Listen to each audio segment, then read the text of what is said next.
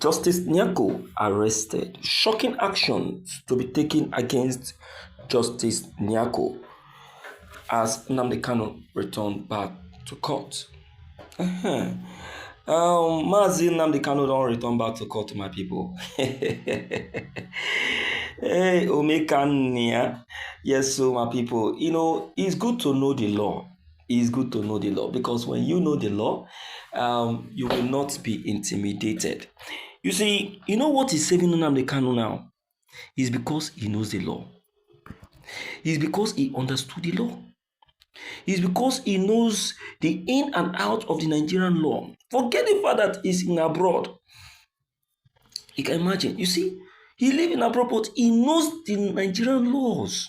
That is why we are saying everybody go and get your own constitutional book and start reading it one by one and get yourself enlightened and acquitted. So that you too will be able to defend yourself when in case of any unnecessary harassment from those who claim to know the law in Nigeria. Before going into this very content, I would like to greet everybody out there listening to this very channel. Thank you so much for giving us this opportunity once again. It's been wonderful having you here. Well, a federal high court in Abuja has indefinitely adjourned the trial of Mazi Nnamdi Kanu, the leader of the indigenous people of Biafra, IPOB Mazi Nnamdi Kanu. Following his challenge to the authority of Justice Binta Nyako to preside over his case. Yes, and the courtroom session actually on Monday, which took place on the 10th, was marked by heated exchange which occurred between Mazi Nnamdi Kanu and Justice Binta Nyako. Well, this very exchange led to the call and demand for Justice Binta Nyako's recusal from Nnamdi Kanu's trial. Justice Nyako had initially stepped down from Kanu's trial on September 24, 2024, after an oral application from the defendant. At the time, she announced that she was remitting the case file back to the Chief Judge. However, the Chief Judge, John Tisho, later reassigned the case to her, stating that Kanu must formally request a reassignment through a proper legal motion. Despite this directive, Kanu's legal team, led by Ägäīñst, maintained that the recusal remained valid in a letter dated December 9th, 2024. Ägäīñst requested that the case be transferred to another jurisdiction, if no Abuja based on judge was willing to take over. Now, you see, this very case of Mazi Nnamdi Kanu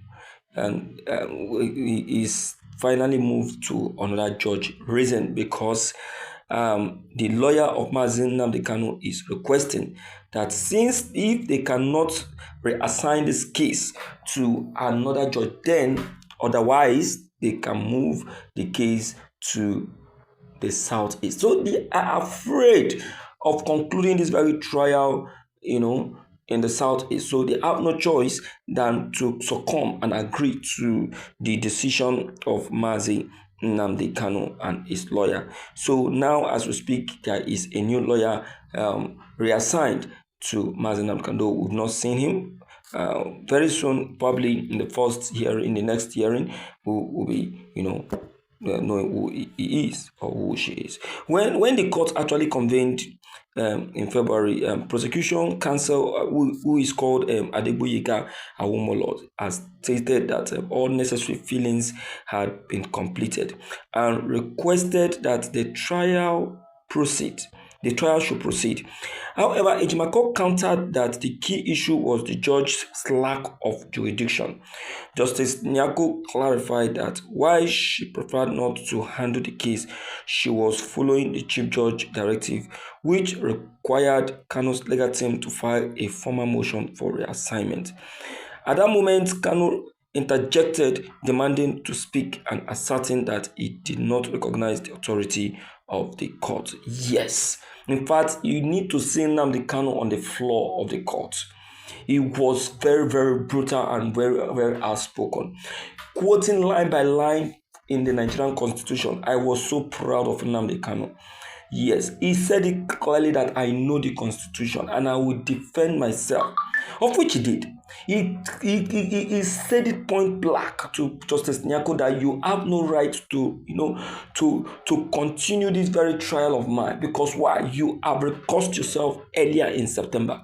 Someone who have recused herself earlier, can the person return himself again? No. It means that you are abusing the rule of law. You are making a mess and a caricature of the Nigerian rule of law.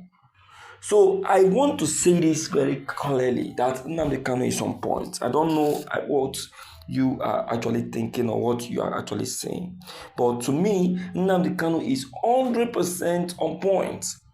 Unless we are saying that we no longer want to pay attention to the Nigerian rule of law or the constitution, binding this very nation. It is only here in Nigeria that I see that we add and remove in the Nigerian constitution, which is not right. Because if anything of such want to happen, it's supposed to pass through a proper consultation. But we don't do that. Which is not right. Which is not okay. So I want to tell us this that has just happened to Justice Binta Nyako, or this that is about to happen to Justice Binta Nyako, if truly it's going to happen, I'm telling you, it's going to be very, very sweet and okay. So that other judges who are fond of being biased when it comes to the rule of law will learn from that very lesson. Yes, we learn from there. You understand? And that justice. So, dear listeners out there, I appreciate you anyway. Thank you so much for giving me this ample opportunity to reach out to you through this very channel. This is The Lord TV. Please don't forget to click on the red subscribe buttons as well as the bell buttons to get updated each time we upload any new videos. Thank you.